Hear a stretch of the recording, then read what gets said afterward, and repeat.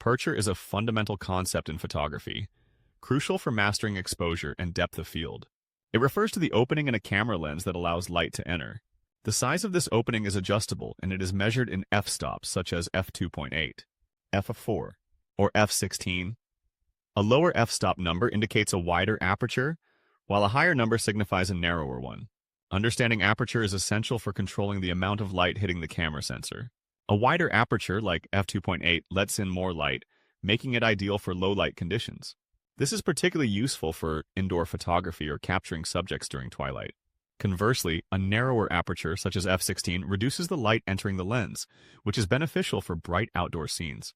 Aperture also plays a pivotal role in depth of field, which refers to the range of distance within a photo that appears sharp.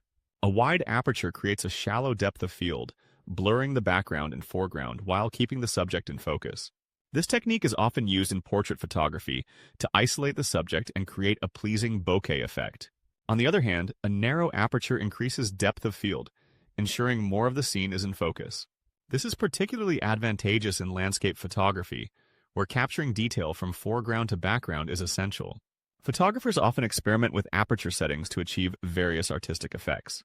For instance, using a wide aperture can create a dreamy, ethereal look, while a narrow aperture can enhance detail and clarity. Understanding how to manipulate aperture allows photographers to express their creativity and vision effectively. The choice of aperture also affects shutter speed and ISO settings. A wider aperture allows for faster shutter speeds, which can freeze motion in action shots. However, it may require adjusting ISO settings to maintain proper exposure.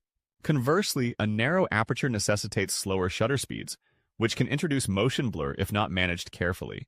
In addition to its technical aspects, aperture can influence the overall mood of a photograph.